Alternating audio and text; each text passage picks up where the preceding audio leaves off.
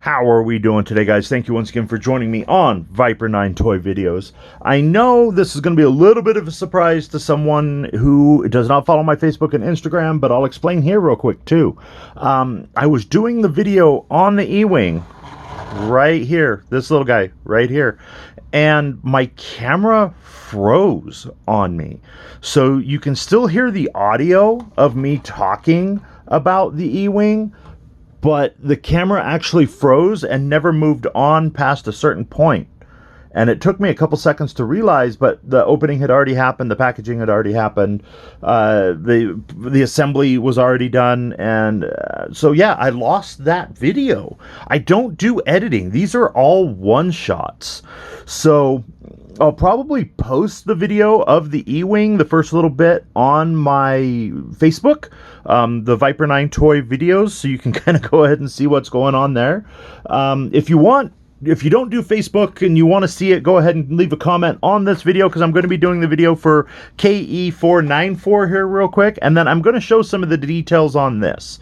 So fret not, we're still going to see some details of the E-Wing.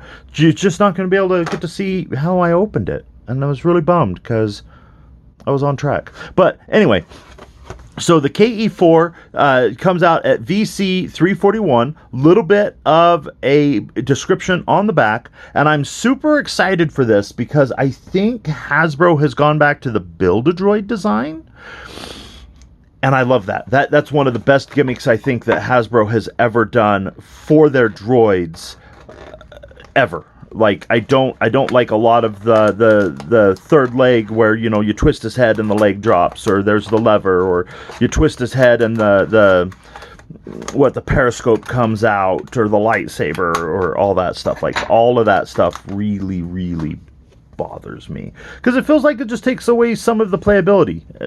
What? I don't play with my toys. What are you talking about? Totally takes away from the playability, though. So we're going to go ahead and open this guy up. This guy, what is super rad about him is he is just an Astromech droid, yes, but he is based off of, his dome is based off the original Kenner design of R2-D2, because when Kenner made the original R2-D2, his dome was completely different.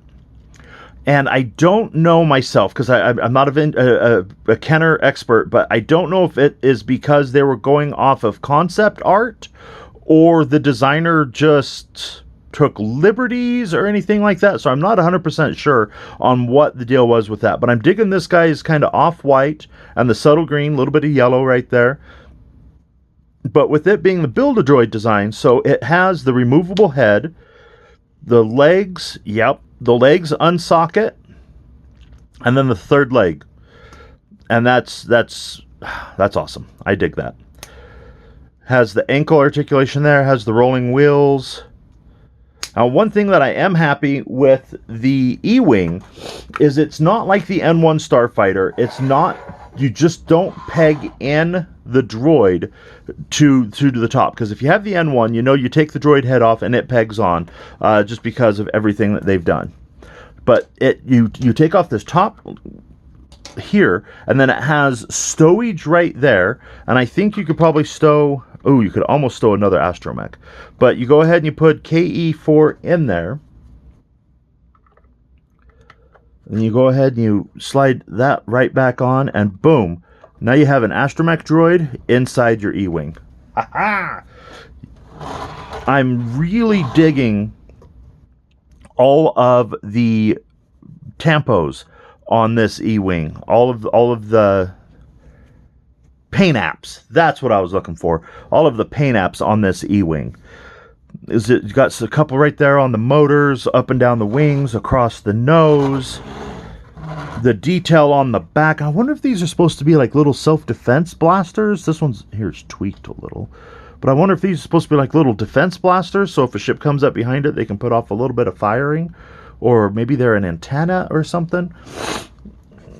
On the bottom, I was talking about this in my video when I lost it, but I really dig the landing gear. They didn't overcomplicate it, kind of like they did on Poe Dameron's X-Wing. But the landing gear goes in, and it collapses up I like how the panels actually lock open, so they're not just sitting there free dangling, and they actually kind of snap closed. But I feel I'm really digging this one. I mean, it's not overly complicated. It doesn't have as many moving parts as, you know, an X-Wing that they've done, like Poe Dameron's X-Wing. But it definitely has enough moving parts. I'd rate it right up there with the N1 Starfighter. N1's probably still a little bit better. But it does have the sliding cockpit, so you can drop your figure in there. I'm super excited for the new figure, the new captain or pilot that's coming with us too. Then it go ahead and slides close. I don't know if you can see that, but there's a little bit right there that I'm super disappointed in. But there you have it. There is, what was his designation again? KE4-94, the Astromech droid that comes with the E-Wing. And I'm super happy that the E-Wing came with the Astromech and not just the pilot, because I would much rather pay a little bit more money for a pilot than the Astromech, even though, I don't know, it all washes out, I guess, at the end. But right there, guys, I think I'm going to go ahead and leave that with, hit that like, smash that follow if you haven't already. Do follow me on Facebook and Instagram. Like I said, you can see the FUBAR video of the E-Wing on Instagram. I don't know what was going on with my camera. It just literally froze. And that's such a bummer. Because, like I said, I was on a roll. I was doing good. But right there, guys, thank you for watching.